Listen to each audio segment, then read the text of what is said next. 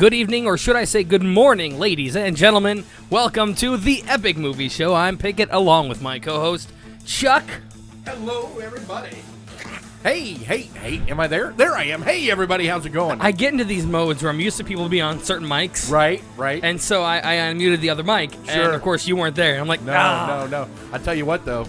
The Force may be awakened, but you're not. I tell you what, I have to agree with you that. Also joining us, the first time ever. Special guest, it's Mitch. I was fairly certain you told me this was going to be OMG. If you want to come for OMG, you'll No, I'm good. You'll get to meet Grizz. There would be that. I'm not going to lie. That in itself. I mean, he is actually planning on hopefully making it to the Christmas Eve party. Which one? Grizz? Or Well, Mitch? both. Mitch. Okay. But Mitch had mentioned he's going to try to make that. We'll see. So we'll see. Man, You're in for a treat. Ladies and gentlemen, it is. Today we went and checked out. It is our pleasure to announce that we went and saw Star Wars 7: The Force Awakens. Ow! And let me tell you, folks. In short, I'm going to say I freaking love this film. I'm going to have to agree. And, I heard on the radio, and I try not to listen, but I heard on the radio that there have been several people saying that this is the best Star Wars film ever. Now, I don't know if I can agree with that, but it's pretty damn good. Yeah. I thought it was fantastic. Yeah, we're going to get there in just a second. Before We're we so do, excited. You have no idea. And we just can't hide it. Oh, yes. Oh, great. The three fat pointer sisters. That's us. Oh. You guys invited me. I'm just saying. As always here on the Epic Movie Show, we're going to go ahead and start off with a little basic, just a couple, two stories of from movie news. The first of which, they did reveal some new posters for the female Ghostbusters film. And I got to say, I don't usually get all into posters when they release them, but these posters are freaking awesome. Yeah, they are. And as I believe you said, badass. Yeah, these posters are badass.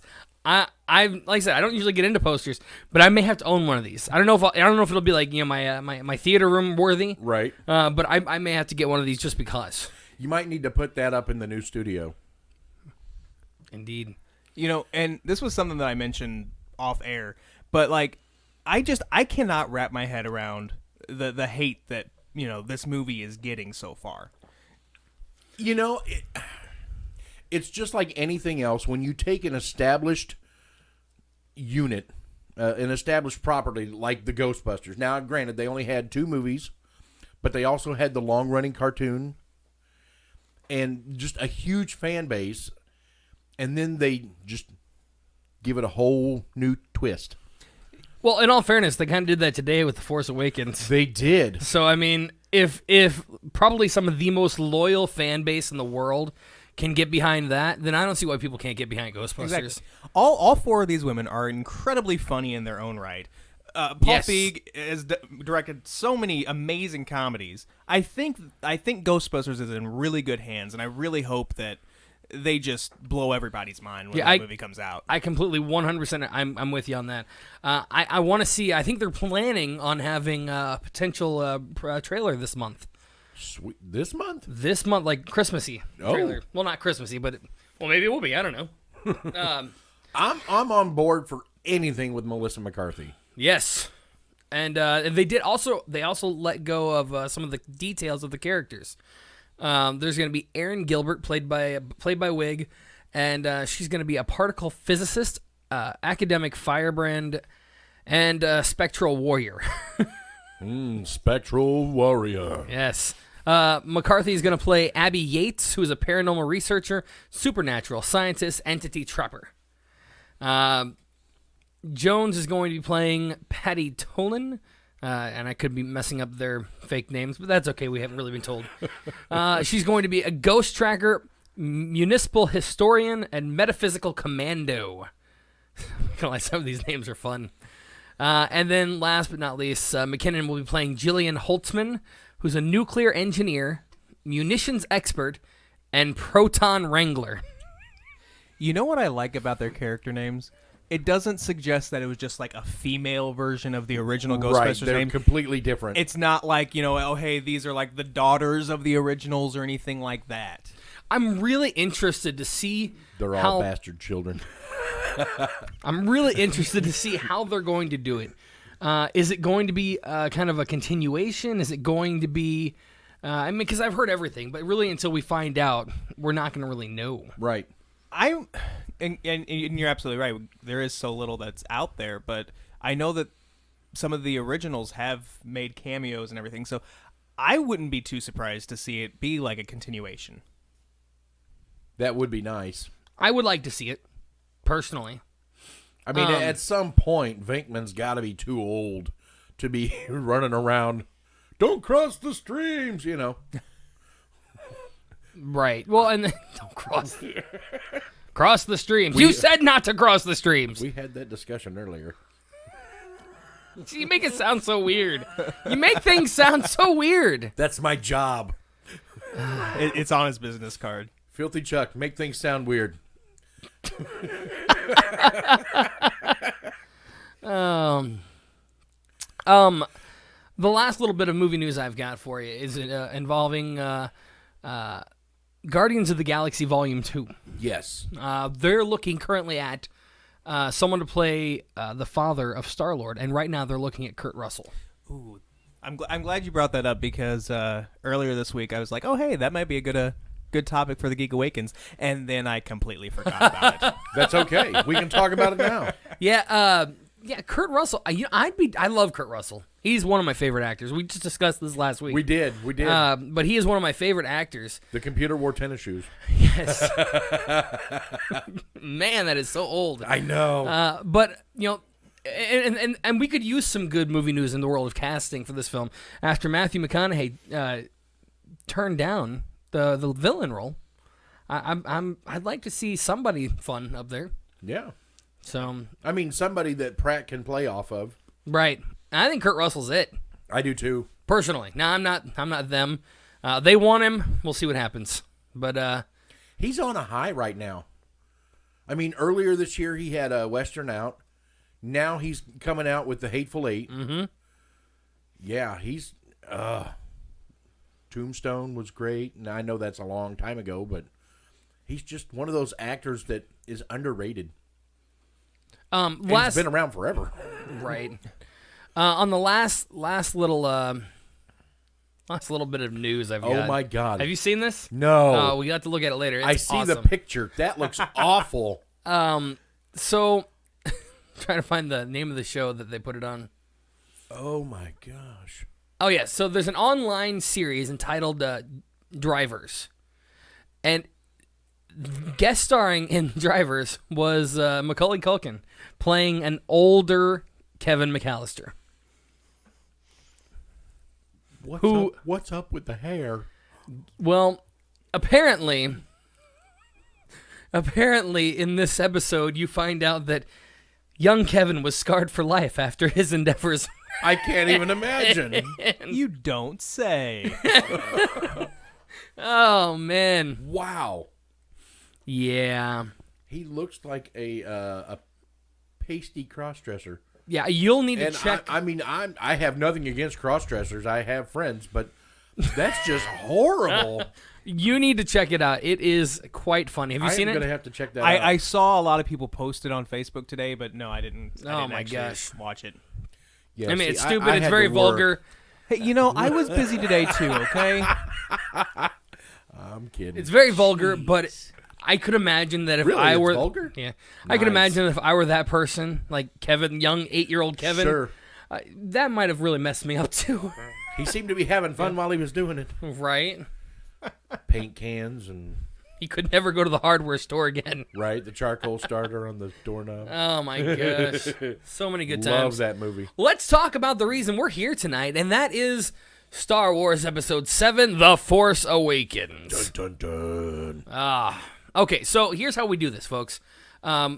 This is what we would consider a spoiler review. Now, that being said, we're not going to jump right into spoilers. We're going to do a basic review from each of us about the film, kind of how we felt about it, our suggestions or maybe not suggestions, and then at some point we're going to say, all right, it is time for a spoiler review. Spoiler alert! Check it out.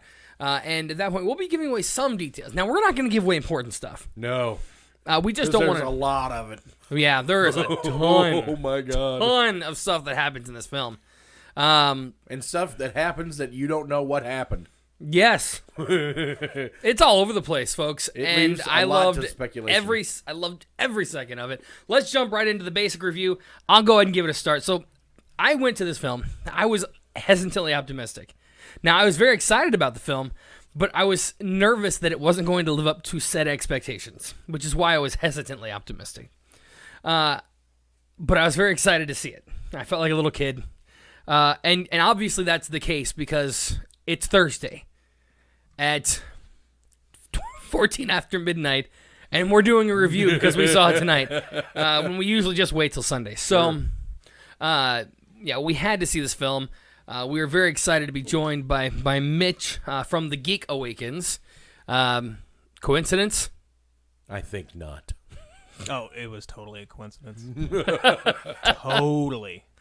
But overall, I really love this film. One thing I will say, and it's not giving anything away, but one of my favorite parts of this entire film was the last lightsaber battle. Because visually, it was actually... I've never used the word visually stunning until today. That lightsaber battle was visually stunning.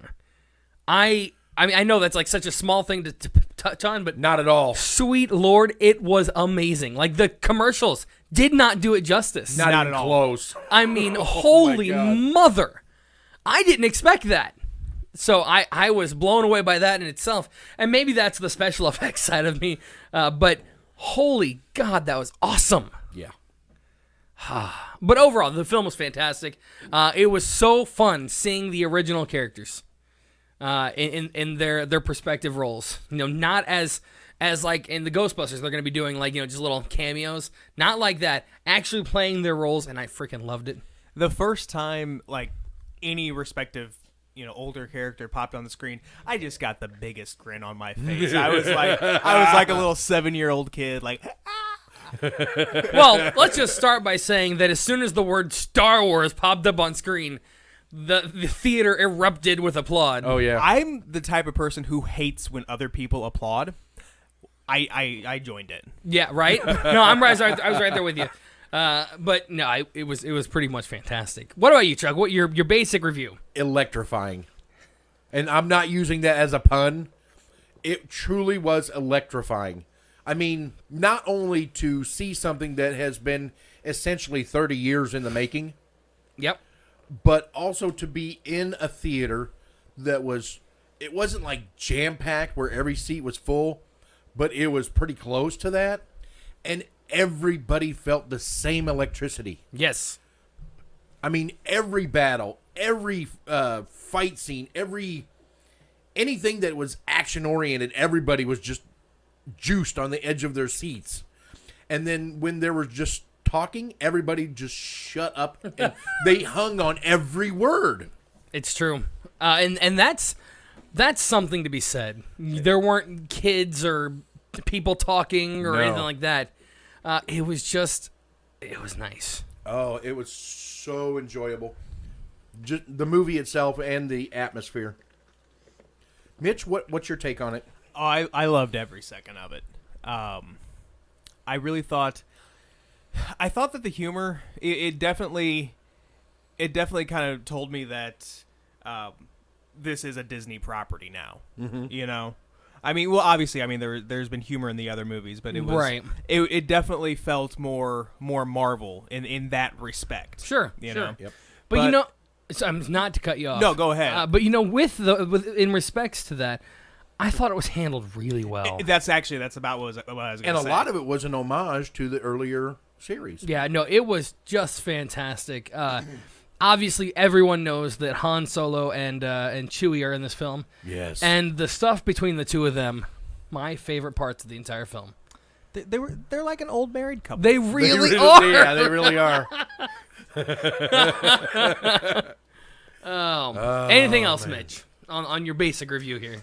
No, because I'm terrified that anything that I might say might be, spoilery. So, all right, well, I'll wait until we get to the other side. Okay, well, we're there, folks. We are now on the dark side of the movie review show, where we'll be giving away a few details. We're not going to give away the massive plot points. You're still going to want to see this film, but for those of you who are not interested in a spoiler show, thank you so much for listening to the Epic Movie Show. We'll be back Sunday, of course, while we review, what was Sunday's movie? Was it Hateful Eight? No, not yet. We were just talking about that. That's why I was thinking about it. Right. We'll figure it out. We told you last week. It's whatever. I might go see this again. Hell, I don't know.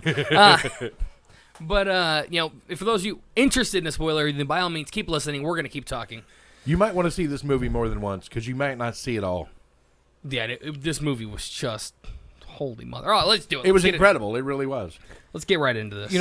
Real quick before we get into it, I not really related to the movie, but kind of related to the spoiler aspect of it. Yes. It was hilarious. As we were leaving, I was with my brother and his girlfriend, and we were standing outside his car, just kind of talking or whatever.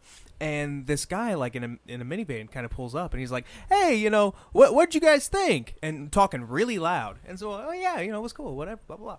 And then he goes on and he's like, "Yeah, so what'd you think about blank, like the huge part of it that I won't spoil." But again, yelling it, I'm just kind of looking around like, I'm really hoping that nobody's running late and is walking in the door and hearing what this guy is Somebody about to going to say. get ganked in the parking lot. Yeah, that's no bueno. I would never do that, ever. No. I think I might get shot. By me. That's fair. Moo. Moo, exactly. What are you doing? Oh, well, I saw there's a little thing about Harrison Ford. We're talking about spoilers. Harrison Ford actually gave us a little message for anyone posting Star Wars spoilers.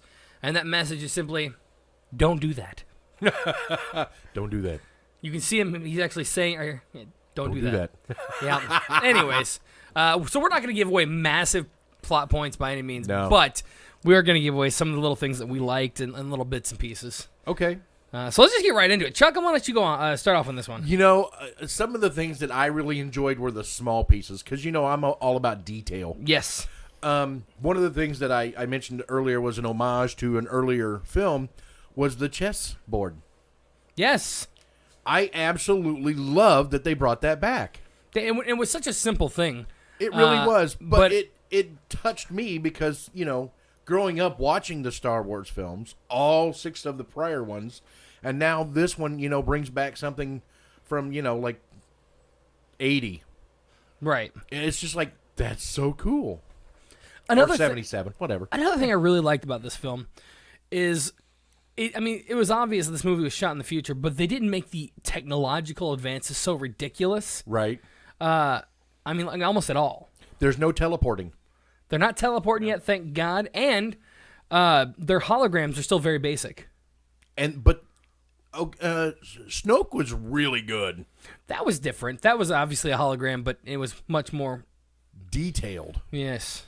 But it was still the same as they have been. This one was in full color. It was very reminiscent of Thanos on Guardians of the Galaxy. I got that feel a lot too. How he was there, but he really wasn't there, and it's kind of odd in that sense. But at the same time, I did like everybody else's of the rest of the little holograms and stuff. They weren't like real people standing there. No, it was, and I really did appreciate that. It sounds so weird, but I was still very happy that they didn't change too much. Love the BB-8 droid. Yes. Oh, BB-8 is just so awesome. I was honestly nervous about him. Why? I was like, man, I don't want another droid. I'm an R2 fan all the way. BB-8 was awesome. Yeah, he was. The one thing with BB-8, and I just kind of thought it was funny when they were like going into that cave or whatever, and it's clear that Rey is trying to be quiet, and here's this rolling droid like falling down each step. Like at first, I thought there was going to be something sinister down there that like, oh well, they know you're coming, right? Right. That was very funny. And it was, I have to say that I give BB-8 a flaming thumbs up. That I'm not gonna say that was my favorite part of the movie. but that definitely It was Top 5. It was really cute. it was good. Actually, come to think, but all the scenes with BB-8 were like,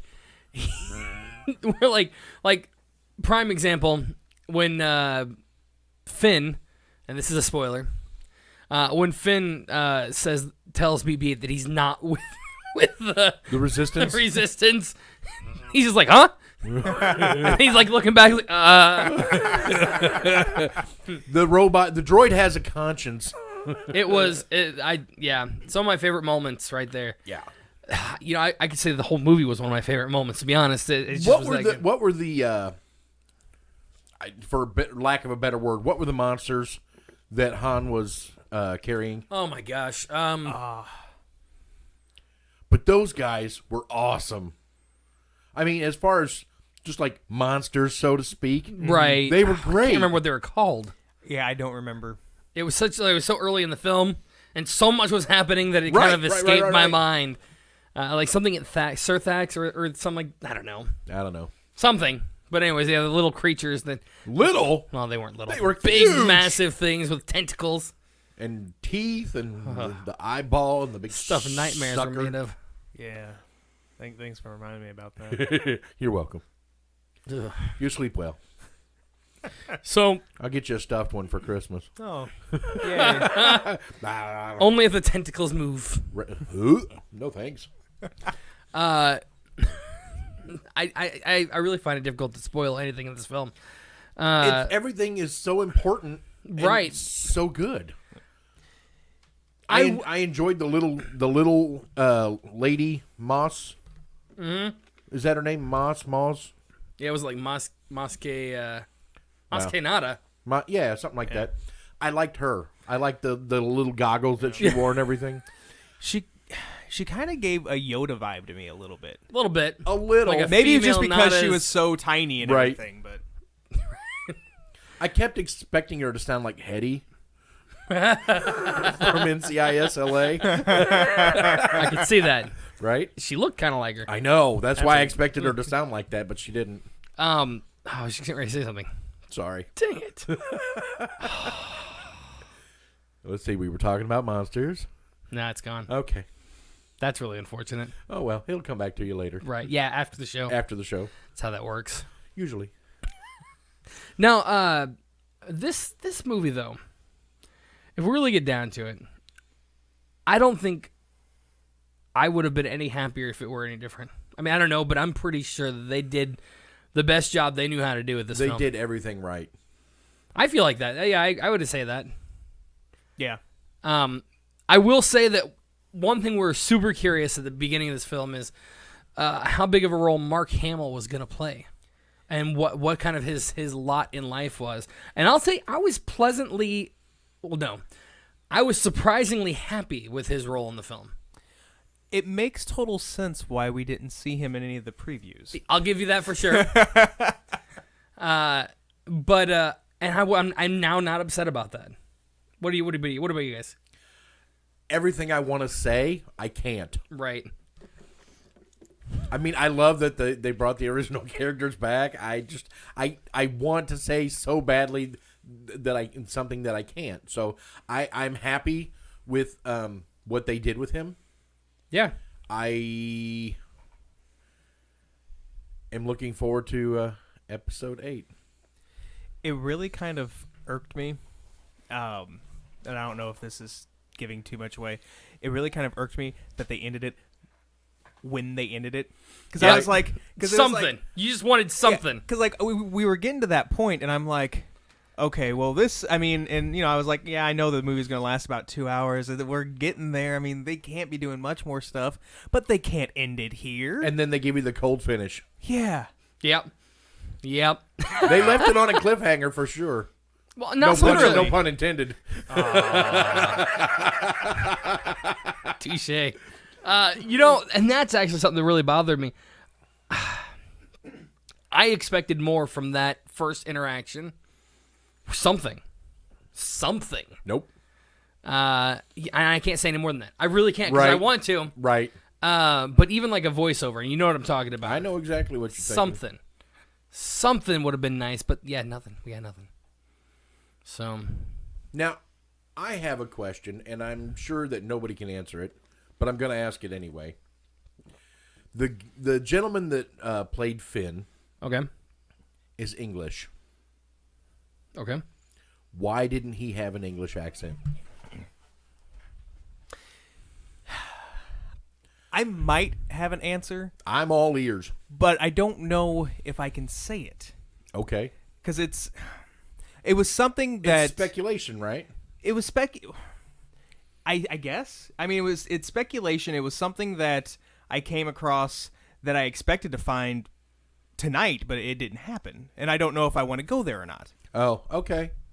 Well, here's why I would say he didn't have an English accent in this film, because nobody else on. Well, Finn. Okay, so Finn is one of the stormtroopers. We see that in the Trailers. In the trailers, he's the only stormtrooper we ever see with his helmet off, and so.